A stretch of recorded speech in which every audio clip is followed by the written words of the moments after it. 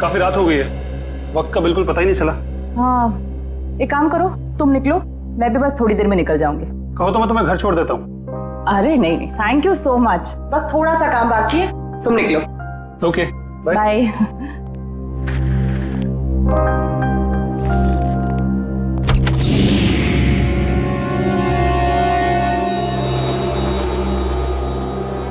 ठीक है। क्या है ये वैभव? ये कोई दरवाजे पे एनवलप छोड़ के गया है। बाहर इतनी रात को? ठीक है, तुम निकलो, मैं देखती हूँ। Okay, bye. बाय। इसमें कुछ लिखा भी नहीं है।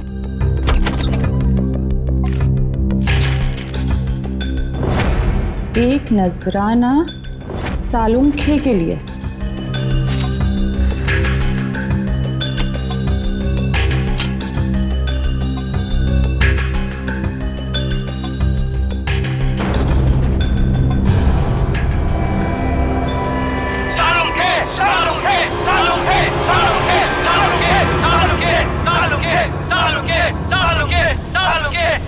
सबका सालुंखे सर के साथ क्या लेना देना है? तो दोस्तों, जिस घड़ी का आपको इंतजार था वो घड़ी अब आ गई। अब दिल थाम कर बैठिए, कुछ ही पल में आप ये दुर्लभ मम्मी देख पाएंगे। ये मम्मी हमें बड़ी मुश्किल से मिली है, इसे हमने इजिप्ट से मंगाया है और ये हमारे म्यूजियम के लिए बड़े गर्व की बात है। ये दुर्लभ मम्मी सिर्फ और सिर्फ यहाँ है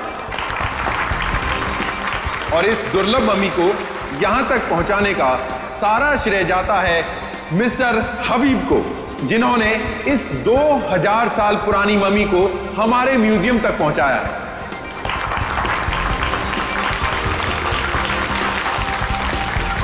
और अब मैं आपका ज्यादा वक्त ना लेते हुए आपके सामने पेश करता हूं यह दुर्लभ मम्मी।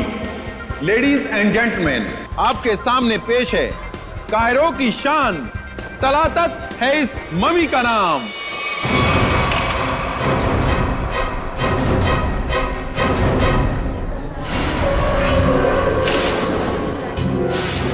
अंदर देखो, ये किसने लिख दिया?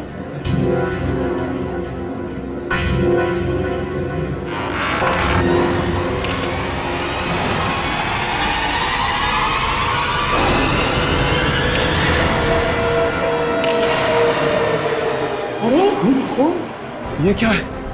लाफा माता ये ले आशरे आशरे। रीढ़ की हड्डी के साथ सिर्फ ये खोपड़ी जुड़ी हुई है, कंकाल का बाकी का हिस्सा तो गायब है। सर, कोई ऐसा क्यों करेगा? कहीं ऐसा तो नहीं कि वो हम सबको कुछ बताना चाहता है? हो सकता है, इसलिए इस मम्मी के एग्जीबिशन से पहले उसने इस हड्डियों के ढांचे को यहाँ पे लाके रख दिया। पर सर, इतनी कड़ी सुरक्षा होने के बावजूद खूनी ने ये सब किया कैसे होगा? हाँ श्रेया, ये बात तो है और इसका जवाब यही मिलेगा। पंकज, ये ब्लड सैंपल्स उठा लो। माहता तकलीफी फकलीचा। आप चिंता मत कीजिए, ये सब सीआईडी के ऑफिसर्स हैं, ये सब पता लगा लेंगे। क्या मुसीबत है यार ये। मिस्टर विजय सर, इस मम्मी को कपड़ा ढकने से पहले आखिरी बार कब चेक किया था इसे? सर कल रात करीब 10 बजे, तब तक सब कुछ ठीक ठाक था। मतलब 10 बजे के बाद कोई अंदर घुसा और उसने ये सब किया? सर, इस हॉल में 3 कैमरा लगे, जिसने भी ये सब किया है वो इन कैमरों में जरूर कैप्चर हुआ होगा। मिस्टर विजय, इन तीनों कैमरेज की फुटेज चाहिए हमें। ठीक है sir. Varun sir, CCTV footage देखने का इंतजाम करो। ओके। आप चिंता मत कीजिए, आपकी मम्मी को कुछ नहीं होगा और अब ये हमारी जिम्मेदारी है। और वैसे भी अब सीआईडी वाले आ चुके हैं, वो सब संभाल लेंगे। कितना टाइम लगेगा? और सर वो आ गया। सर, फुटेज तैयार है। सबको दिखाओ।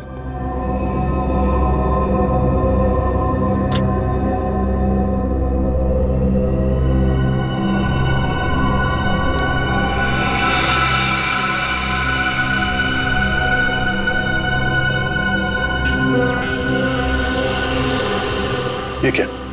ये फुटेज ब्लैंक क्यों हो गया? जरा फिर से प्ले करो उसे। इसमें तो कुछ भी नहीं है। हाँ कभी, मगर ये फुटेज ब्लैंक कैसे हो सकता है? जरा दूसरे कैमरे का फुटेज दिखा। ऐसे कैसे हो सकता है? तीसरा कैमरे का फुटेज दिखाओ। इस कैमरे में औरत, लंबे बाल वाली औरत दिख रही है और दूसरे कैमरे में कोई दिख नहीं रहा। ये कैसे हो सकता है?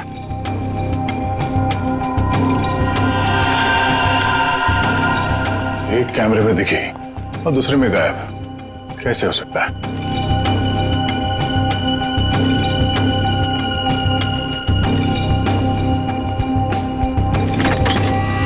ये देखो, तो खूनी यहाँ इस खिड़की से ही अंदर आया है। सर अगर ये खूनी इस खिड़की से अंदर आया है और एक कैमरे में कैप्चर हुआ है, बाकी दोनों कैमरों में कैप्चर क्यों नहीं हुआ? वो इसलिए काबिन, क्योंकि शायद ये खिड़की कैमरा के रेंज से बाहर है। तो यहां से अंदर आने के बाद वो इस तरफ गया होगा, छुप के निकला और इस कैमरे के नीचे से होते हुए वो आगे बढ़ा और यहां से आगे जाने के बाद उसने इस कैमरे को लेजर लाइट से ब्लाइंड कर दिया और यहां से आगे गया और उस हड्डियों के ढांचे को यहां इस कैमरे से नीचे लेके और फिर शायद वो लेजर उसने इस कैमरे पे मारा और फिर उस हड्डियों के ढांचे को यहां पे रख के चला गया, मगर जाते वक्त वहां उस कैमरे में वो कैद हो गया। सर इसका मतलब जिसने भी ये किया है वो अच्छी तरीके से जानता था कि इन कैमरों में कैद कैसे नहीं होना है। इसका मतलब वो जो कोई भी है उसे इस म्यूजियम की अच्छी जानकारी थी। सर यानी कि ये सारा काम किसी अंदर वाले का है, यहाँ किसी काम करने वाले का। हाँ श्रेया, ये काम यहाँ के किसी कर्मचारी का ही है। सर वो खिड़की देखने में काफी छोटी लगती है, मतलब जो भी अंदर आया है वो ज्यादा कद का नहीं होगा, 5 फीट के आसपास। और सर वो आदमी बहुत पतला दुबला होगा। आदमी क्यों, वो कोई औरत भी हो सकती है। उस फुटेज में उसके काफी लंबे बाल थे। नहीं सर, ये दोनों ऐसा काम नहीं कर सकती। ये तो हमारे यहाँ काफी सालों से काम कर रही हैं। तो फिर कौन कर सकता है? एक मिनट, जरा वो फुटेज दिखाना जहां पे वो औरत दिखी थी फ्रेम में। पॉज करो सर, अब जरा जूम करना। इस औरत के तो साइड लॉक्स है। सर ये लड़कियों का कोई नया फैशन है? नहीं पंकज, ये कोई औरत नहीं है। औरत के भेस में कोई आदमी घूम रहा है। औरत के भेस में आदमी? मिस्टर विजय सर, आपके स्टाफ में कोई ऐसा है जो इस वक्त यहाँ पे मौजूद नहीं है? हाँ सर, एक कर्मचारी था जो टूर गाइड का काम करता था। हाँ मतलब अभी कहाँ है? सर वो 2 हफ्ते पहले म्यूजियम का कुछ सामान चुराते हुए रंगे हाथों पकड़ा गया।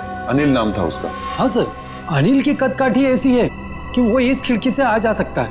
और एक म्यूजियम को एक टूर गाइड से बेहतर कौन जान सकता है। इस अनिल से मिलते हैं। बड़ी अजीब बात।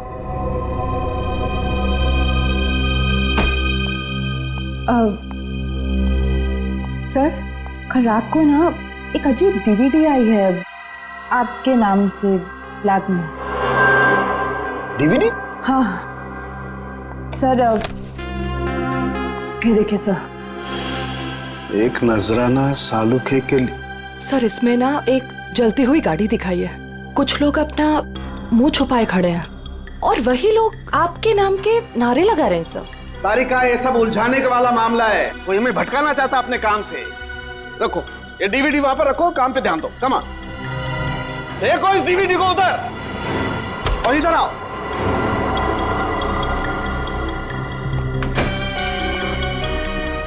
क्या हुआ बॉस, कोई सवाल नहीं पूछा? आते खामोश है सबके सब। चलो कोई बात नहीं, मैं आपको ऐसी बात बताता हूं जिससे शायद आपका मौन व्रत टूट जाएगा। बॉस, बड़ी माथा पच्ची करने के बाद, अच्छी तरह से जांच करने के बाद पता लगा कि इस रीढ़ की हड्डी में छेड़छाड़ की गई है।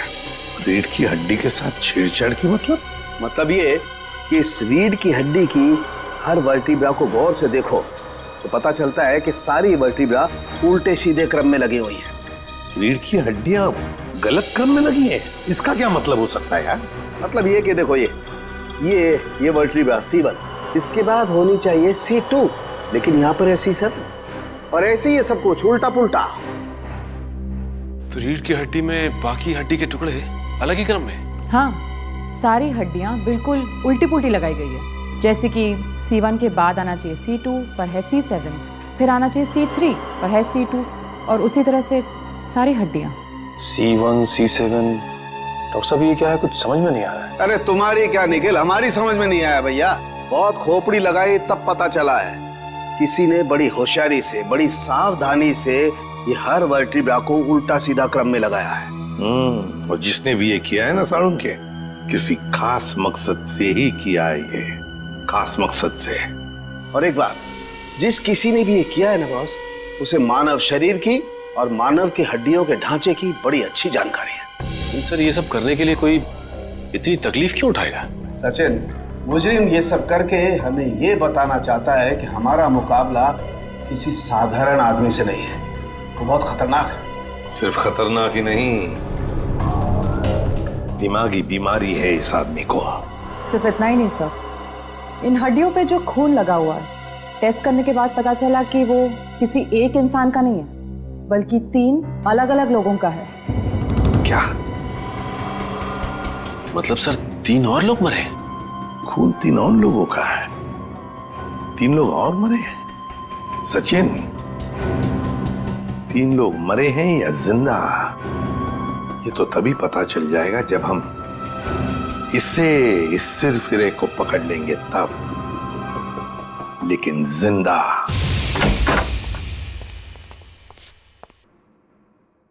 ऐसा लगता है कमरे में कोई भी नहीं है। चाल मारो, देखो क्या मिलता है।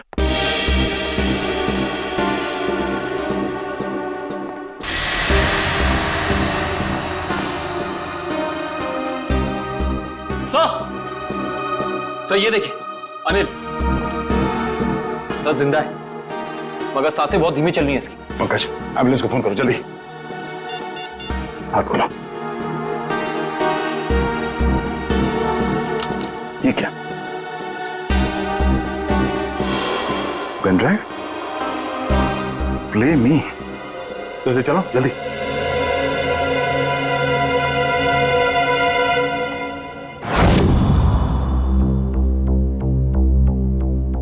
सालुंखे, मैं जानता हूं कि मेरा यह संदेशा तुम तक जरूर पहुंचेगा। मैंने सुना है कि तुम दुनिया के एक प्रसिद्ध फॉरेंसिक विशेषज्ञ हो और मुश्किल से मुश्किल केस को चुटकी बजाते ही हल कर लेते हो। मैं ऐसा नहीं मानता। मेरी नजरों में तुम सिर्फ एक आम इंसान हो और अब मैं आ गया हूं और बहुत जल्द दुनिया के सामने तुम्हारी असलियत ला कर रख दूंगा। सालुंखे, मैंने 3 आदमियों को बंदी बनाकर रखा है। अब उनकी जिंदगी तुम्हारे हाथों में है। तुम चाहो तो उन्हें बचा सकते हो। तुम्हारे पास जो रीढ़ की हड्डी है उसके जरिए उन तक पहुंच सकते हो, लेकिन तुम्हारे पास सिर्फ और सिर्फ 6 घंटे हैं। तो दिखाओ अपनी काबिलियत, और अगर तुम उन 3 लोगों को नहीं बचा सके तो उनकी मौत की जिम्मेदार होगे तुम, और तुम्हारा समय शुरू होता है अब।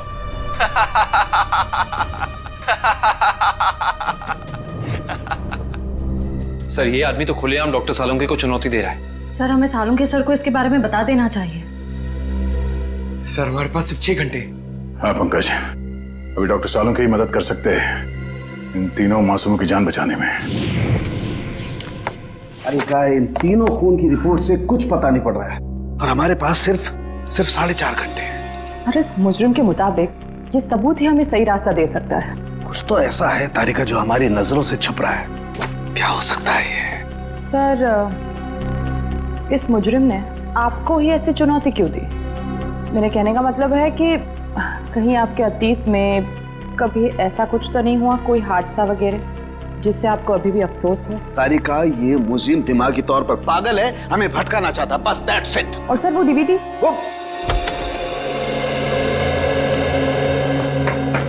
क्या हुआ संजय, क्या पता चला? बॉस, हमारे पास सिर्फ 4.5 घंटे हैं। वक्त गुजरता जा रहा है और मुझे अभी तक कुछ पता नहीं चला है। यार वही मैं तुझे कहने आया हूं कि जल्दी बता। बस मुझे लगता है इस रीढ़ की हड्डी में कोई कोड है। मुझे एक एक वर्टिब्रा फिर से चेक करनी पड़ेगी बस।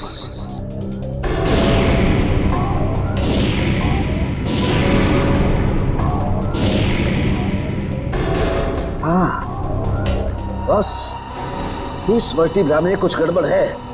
क्या गड़बड़ सर?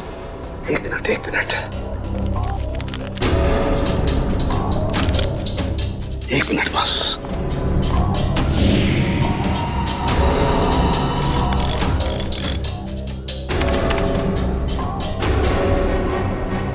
यस, हाँ बस, पकड़ में आ गया। बॉस, इस इंसान की ये वर्टिब्रा में, ये वर्टिब्रा इंसान की नहीं है। तो फिर किसकी है सारुण के? जानवर की है।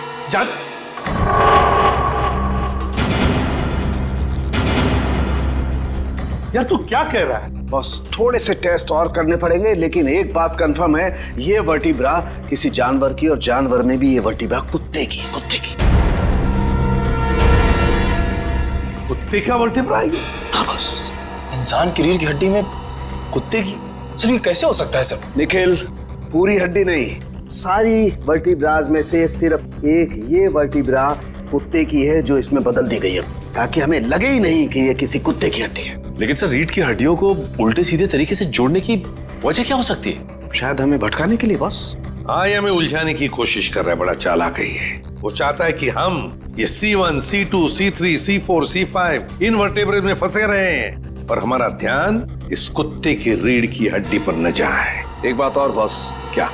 इस हड्डी को देख करके लगता है कि ये हड्डी किसी बड़ी नस्ल के कुत्ते की हड्डी है। बड़े नस्ल के कुत्ते की रीढ़ की हड्डी? तो फिर सचिन पता लगाना पड़ेगा ऐसे कौन कौन से डॉग ब्रीडर्स हैं जो बड़े नस्ल के कुत्ते ब्रीड करते हैं, और किन किन लोगों ने कुत्ते पाले हैं। पता चल गया? Okay, thank you sir. क्या कहा सारुण के? सर कुत्ते की नस्ल का पता लगा लिया उन्होंने। ये वैल्यून नस्ल का कुत्ता है सर। वैल्यून नस्ल का कुत्ता?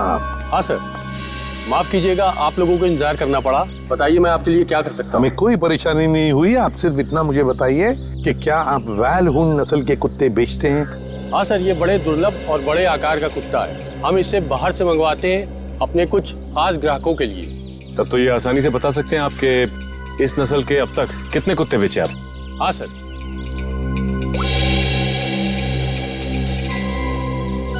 पिछले साल 2 कुत्ते बेचे, और इस साल 4 दिन पहले 1 कुत्ता बेचा, वैल्यून नस्ल का, पूरे शुद्ध।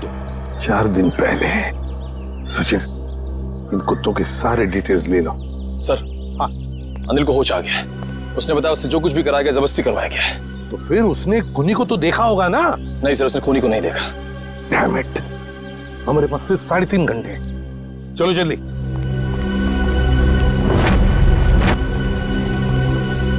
सर हमने 2 घर तो चेक कर लिए, उनके कुत्ते तो सही सलामत हैं। हाँ निखिल, अब इस घर का कुत्ता देखते हैं, शायद यहीं से कुछ पता चल जाएगा। जी, किससे मिलना है? जी हम लोग CID से। आपके पास वैल्यून नस्ल का कुत्ता है ना? जी हाँ। हम उसे देखना चाहते हैं। अंदर आइए।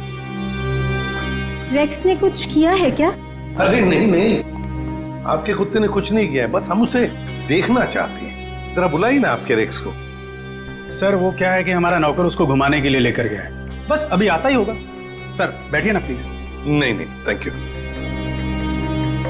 सर इसका मतलब ये कुत्ता भी बिल्कुल ठीक ठाक है?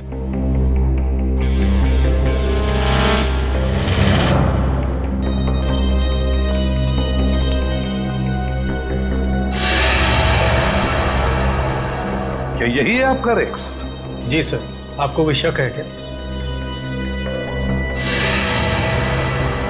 मैं फिर से पूछता हूं, क्या यही रेक्स है? जी हाँ सर।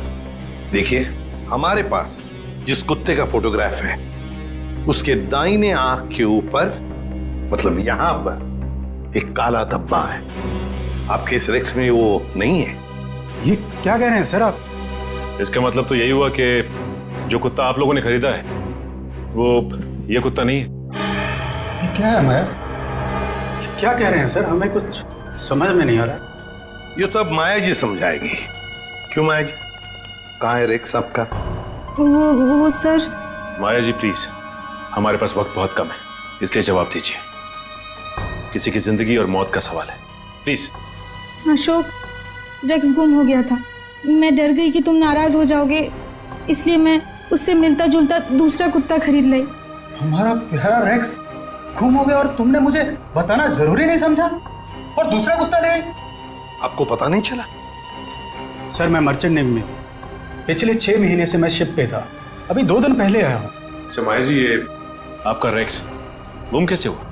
सर हमेशा की तरह मैं रेक्स को लेके रोड में टहलने निकली, वो मुझसे दूर भागने लगा। मैंने उसे पकड़ने की कोशिश की, पर पता नहीं भागते भागते वो कहाँ खो गया। और आपने उसे ढूंढने की कोशिश नहीं की? हाँ सर, बहुत कोशिश की पर मिला ही नहीं। अच्छा, ये सब कब हुआ, कहाँ पर हुआ? 4 दिन पहले, जंगल के पीछे वाले रास्ते पर। जंगल का पीछे वाला रास्ता? सर हमारे पास वक्त बहुत कम है सर, जंगल काफी बड़ा और राइस को ढूंढना थोड़ा मुश्किल है सर। रेडियो और पंकज को लगा दो काम पर, फोन करो उसे। Thank you very much. अरे सर, ये एसीपी सर ने हमें अचानक यहाँ क्यों बुला लिया? पता नहीं यार, एसीपी साहब का ऑर्डर है भैया, मानना तो पड़ेगा। हाँ सर, मैंने सुना है इन जंगलों में ना जंगली जानवर आते हैं। अबे तू मुझे बता रहा है या डरा रहा है? बता रहा हूँ सर, मैंने अखबार में पढ़ा है। एक बार एक आदमी इन जंगलों में कहीं घूम गया था, चीता ने पीछे से उसके ऊपर झपट्टा मारा और उसे कच्चा चबा दिया। कच्चा चबा दिया? अरे बाप रे! और चीता तो पीछे से झपट्टा मारता है सर। पंकज एक काम कर, तू आगे देखते हुए चल, मैं पीछे देखते हुए चलता हूँ, उल्टा। ओके चल। चले सर। हाँ। रेडियो और पंकज लगे हैं ना काम पे? हाँ सर, लगे हुए लोग। सर एक बात समझ में नहीं आ रही है, कुत्ता माया के घर से भागा क्यों? मुझे तो लगता है निखिल, कुत्ते को किसी चीज से ललचाया होगा, इसलिए वो भाग गया। ये सब उस खूनी का प्लान हो सकता है। अभी चल। पंकज, वहां झाड़ियों में कुछ है। सर कहीं चीता तो नहीं?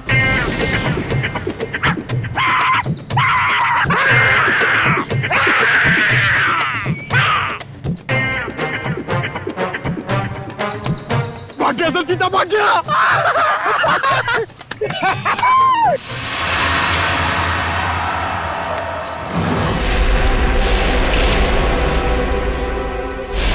एक मिनट, ये देखो।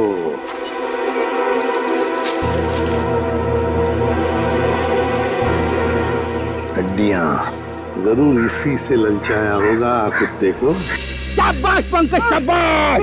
तुमने मुझसे कुछ नहीं सीखा। नहीं, मगर एक बात जरूर सीख ली, बहादुरी की। बहादुरी? सर, मैंने तो आपकी बहादुरी कभी नहीं देखी। अबे मैं बहादुर था मैं, शादी से पहले, मगर शादी के बाद तो। सर, एक चीता कहीं फिर से तो नहीं आ गया? अरे बाप रे, अब क्या करें? आपको पेड़ पे चढ़ना आता है? नहीं। पंकज, भाग भाग भाग भाग, भाग।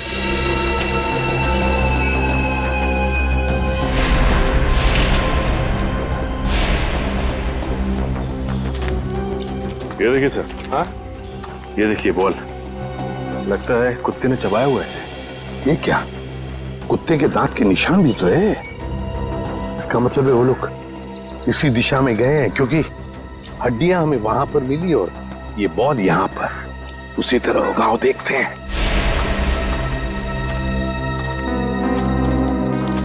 ये क्या, जंगल का रास्ता तो यहीं पर खत्म हो गया। क्या करें?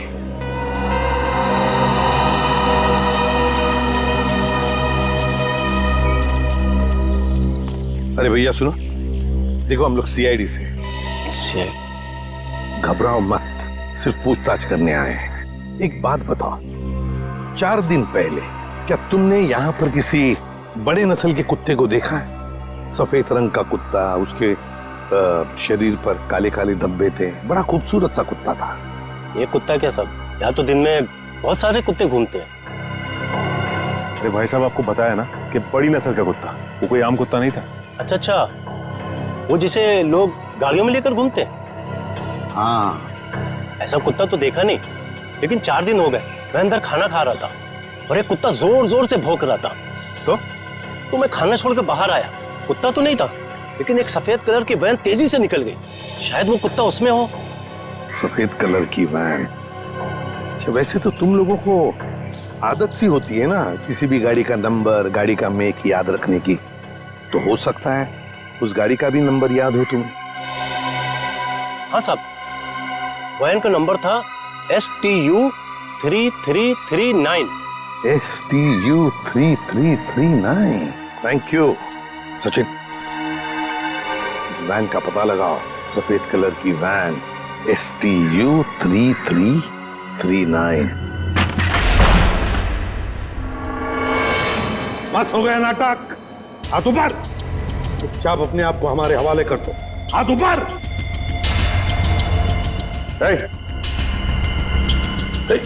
hands up।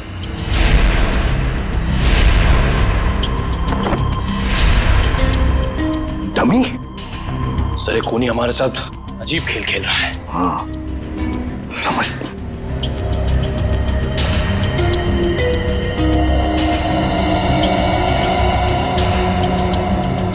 चिट्ठी है। तुम्हारे अंदर कुछ खास नहीं है, बड़े मामूली और आम हो तुम। अब मान लो कि तुम उन 3 लोगों को बचाने में नाकाम हो चुके हो, तुम हार गए। अच्छा सर, ये कोई सन की है।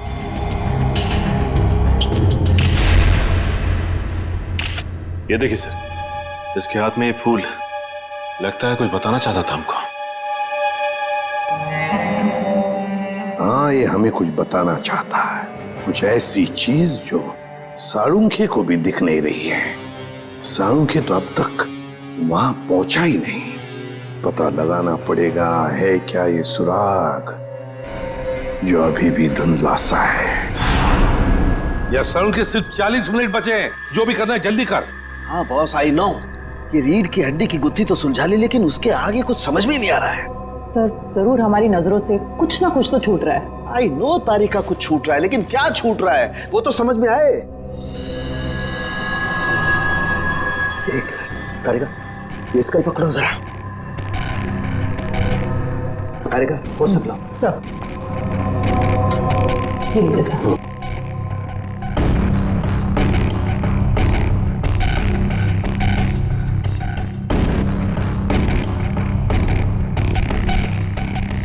ये दांत तो प्लास्टर ऑफ पेरिस का लगता है। तारिका, जरा पानी लाओ। प्लास्टर ऑफ पेरिस का दांत? कोई प्लास्टर ऑफ पेरिस का दांत क्यों लगाएगा? नहीं साळुंखे, ये जरूर खूनी किसी और तरफ इशारा कर रहा है।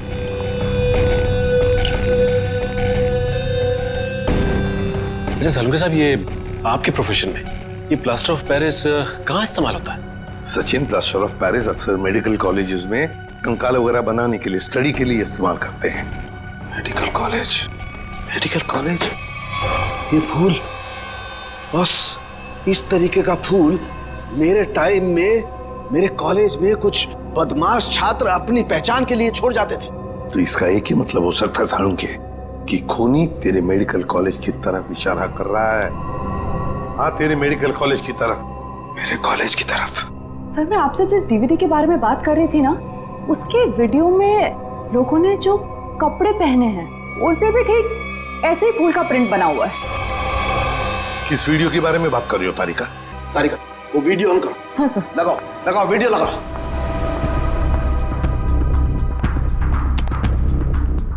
प्ले करो, प्ले करो। सर, क्या बात है, सच में आज ये कर दिखाएगा। अरे बॉस, ये तो मेरे कॉलेज का ग्राउंड है। चलो। गाड़ी उड़ा दी गई है।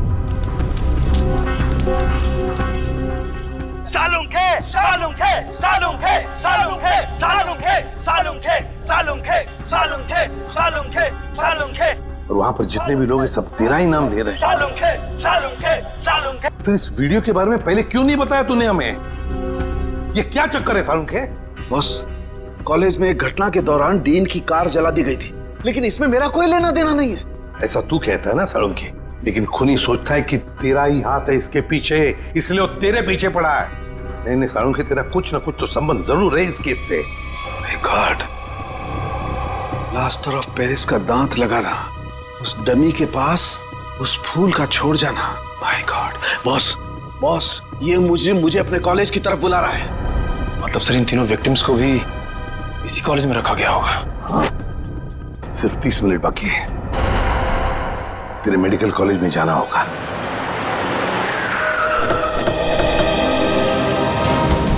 सिर्फ 10 सेकंड में सर हमारे पास। सर, वो तीनों मिलेंगे कब?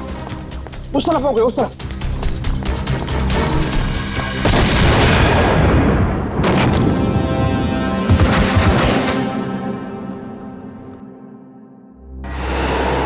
अभिजीत, डॉक्टर साहब, अब ठीक है?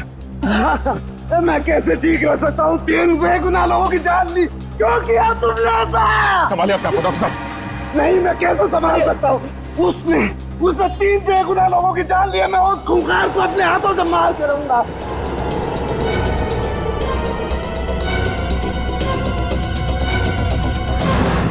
साळुंखे, वक्त बहुत कम है हमारे पास। 3 लोगों की जानें चली गई इस आदमी की वजह से, और तू ऐसे हताश बैठा। तो क्या करूं बॉस, ये मेरी गलती थी। मेरी वजह से 3 मासूमों की जान गई और मैं कुछ नहीं कर पाया। बस मैं फेल हो गया। यार तेरी वजह से जान नहीं गई है, तूने जो भी करना था सब कर लिया। अगर वक्त पर काम नहीं आया तो क्या किया बॉस? मुझे पहले क्यों नहीं समझ में आया? वो फूल, वो पीओपी का दांत, वो डीवीडी, पहले क्यों नहीं समझा ये इशारा आया? सर, आप अपने आप को क्यों दोषी मान रहे हैं? जो भी हुआ उसमें आपकी क्या गलती थी? मेरी क्या गलती? बॉस, क्या फायदा मेरे एक्सपीरियंस का, मेरे अनुभव का? क्या फायदा जब मासूमों की जान मेरी आंखों के सामने चली जाए? क्या फायदा? क्या बात करता है तू साळुंखे? अरे साळुंखे उस इंसान का नाम है जो कभी हारना नहीं जानता। जहाँ पर कुछ भी नहीं है उसमें से कुछ न कुछ तो ढूंढता ही है। हाँ सर, जब उम्मीद की एक भी किरण दिखाई नहीं देती, उस वक्त भी आप ऐसा कुछ ढूंढ निकालते हैं कि हम लोग आसानी से केस सॉल्व कर लेते हैं, मुजरिमों को पकड़ लेते हैं। Yes, eureka! जहर बॉडी में आया था दांत से। लेकिन सचिन, आज मुजरिम जीत गया। सीआईडी की ड्यूटी के दौरान जो कुछ भी हमने आपसे सीखा है, आपका जोश, आपका हौसला, सर आप कभी हार नहीं मान सकते। हाँ सर। देखता क्या है, सोचता क्या है? उठ, लग जा काम पे।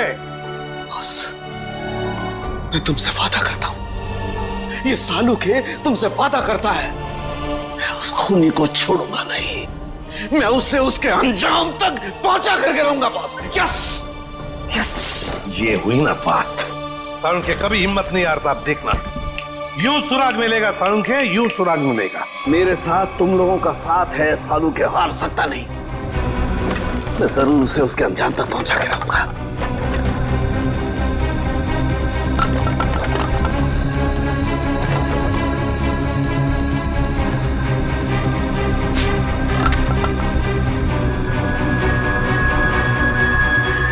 बस, ये शायद किसी कार्डबोर्ड का टुकड़ा है जो अभी तक जला नहीं है। ये हिस्सा कुछ अजीब तरीके से उभरा हुआ है। हाँ यार, कुछ तो है उसके नीचे। अरे का काम करो, इसे साफ करो जल्दी। मैं कहता हूँ साळुंखे, जरूर कोई सुराग मिलेगा हमें। बिल्कुल बॉस, हम उस खूनी तक पहुंच करके रहेंगे।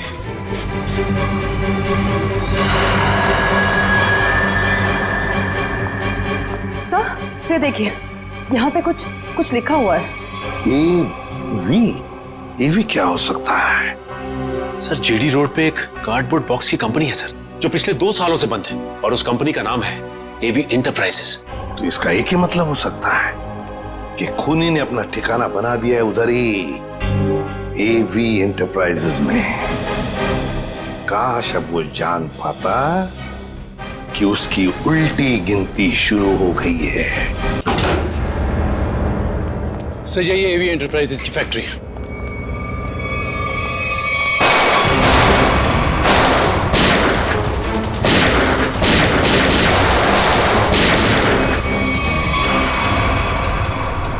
क्या बात है, अभी तो हमारा स्वागत गोलियों से हो रहा था, अभी एकदम सन्नाटा। सर, लगता है कोई नई चाल चलने वाला है।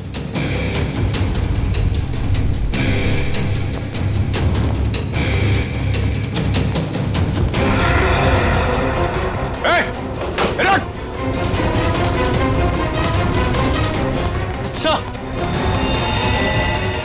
तुम लोग देखो उसको। कहाँ गए तुम्हारे बाकी साथी हैं? सर, मैं शिखर हूँ। मेरे चचेरे भाई भूपेंद्र को किसी ने अगवा कर लिया है।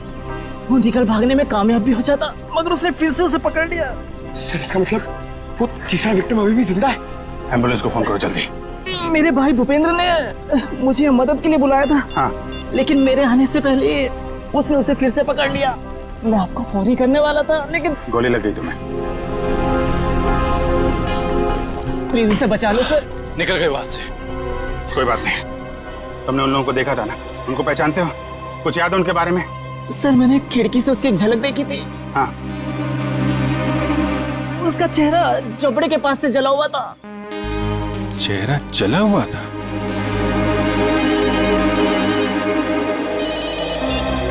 हेलो सीआईडी वालों, तुम लोग डाल तो मैं बात। तुम लोग मुझे कभी पकड़ नहीं सकते। भूपेंद्र की मौत इतनी भयानक होगी कि उसका जिम्मेदार सिर्फ और सिर्फ सीआईडी होगी। देखो तुम लोग। हेलो हेलो, कौन था सर? खूनी अब हमें चुनौती दे रहा है।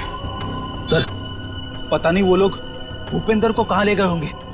ये मामला साळुंके साहब के अतीत और उनके कॉलेज के दिनों से जुड़ा हुआ है। तो हो सकता है ये जले चेहरे वाला आदमी उन्हीं में से कोई हो। उस समय के जितने भी स्टूडेंट थे सबके बारे में पता लगाना होगा। क्या 20 साल पहले सोया और 1 महीना पहले जग गया? Okay thank you. जवाब रेडी? सर 20 साल पहले साळुंके साहब के मेडिकल कॉलेज के डीन की कार जब उड़ाई गई तो उस धमाके में कुणाल नाम का एक छात्र घायल हो गया और कोमा में चला गया। वो जिस हॉस्पिटल में भर्ती था वहां से पता चला है कि वो अभी 1 महीना पहले कोमा से बाहर आ चुका है।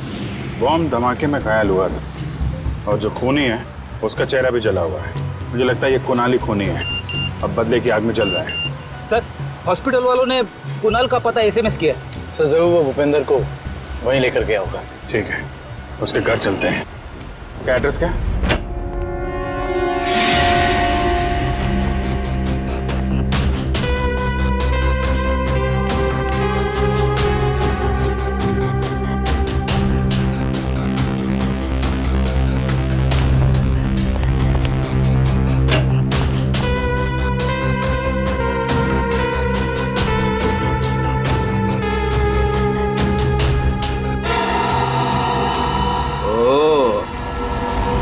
तो यहाँ छुप के खड़ा है। बाहर आ जाओ कुणाल, तुम्हारा खेल खत्म हो चुका है। बाहर आओ। अरे तुम मेरे पीछे कैसे आ गए? अरे आप, मुझे लगा कुणाल मेरे पीछे आ गया।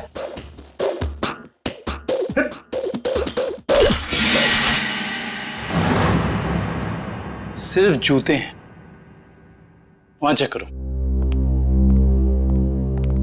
इस कुणाल ने तो जूते खिलवा दिए मुझे। सर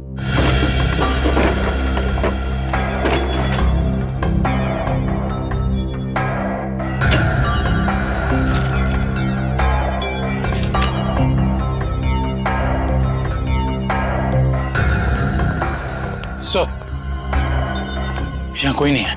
कोई बात नहीं, ये कुणाल की फाइल मिली है, देख रहे हो? सारे सर्टिफिकेट्स और ये एड्रेस देखा इसमें? दूसरा एड्रेस लिखा है यहाँ पे, 12 गोलकुंडा। कहीं भूपेंद्र को लेके यहाँ तो नहीं छुपा बैठा है?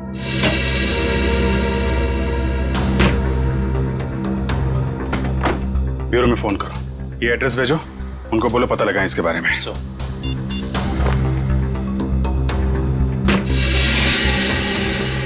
अरे सर जल्दी आइए। अरे सर जल्दी आइए।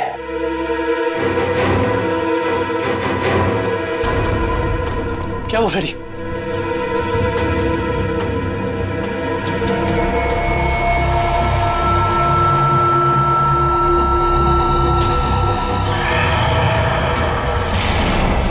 मैं अपना बदला लेकर रहूंगा। जिसने भी मुझसे मेरा कीमती वक्त छीना है, मैं उसकी जिंदगी छीनूंगा। जो दर्द मुझे मिला है वो दर्द मैं बराबर लौटाऊंगा। मैं तुम लोगों पर ऐसा दाग लगाऊंगा जिससे सिर्फ तुम्हारी मौत ही मिटा सकेगी। मुझे किसी भी कीमत पर अपना बदला पूरा करना है। काफी तैयारी कर रखी है इसने बदला लेने की। सर ये फोटो देखिए सर। सर इसमें साळुंके सर की भी फोटो। और सर उन 3 विक्टिम्स की भी फोटोज हैं। ये फोटो तो अभी हाल के ही लग रहे हैं। बिल्कुल सर, ये सारी फोटोज इस केस की जांच के दौरान ली गई हैं। ये तो माया के घर का फोटो है। ये कुणाल हम पे जासूसी कर रहा है क्या? जासूसों के ऊपर जासूसी? जहां जहां हम जा रहे हैं हमारा पीछा कर रहा है। इस बार आएगा, वापस नहीं जाएगा।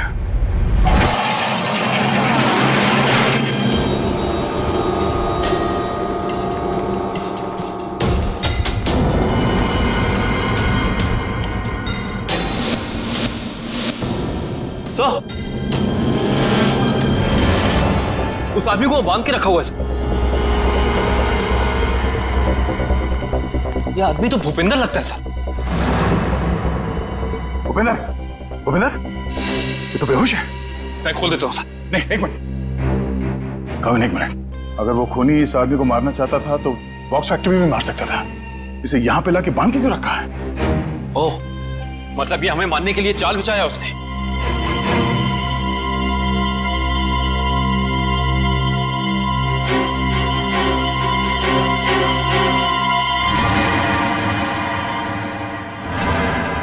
ओह नो, मौत का जाल यहां बिछा के रखा।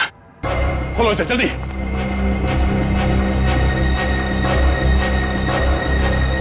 जल्दी खोलो इसे।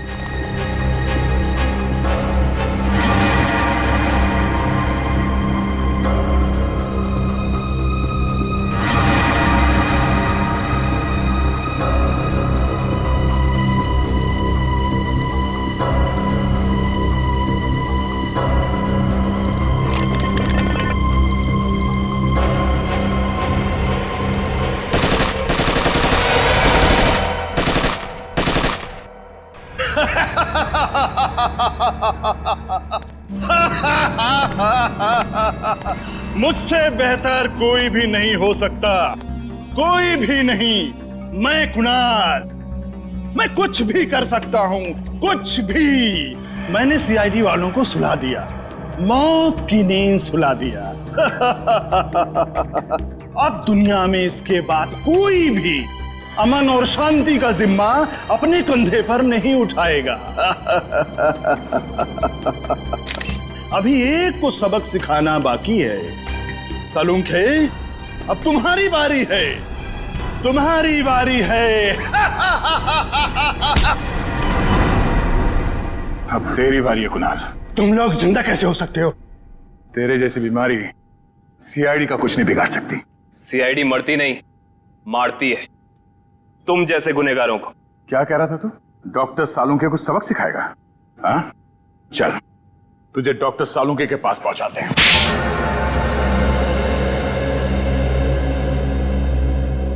क्यों मारा मासूम लोगों को तुमने?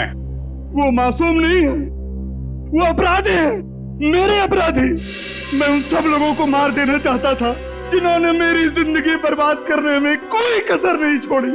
मैंने क्या बिगाड़ा था तुम्हारा? मेरी जिंदगी बर्बाद करने में तुम्हारा बहुत बड़ा हाथ था सालुंके।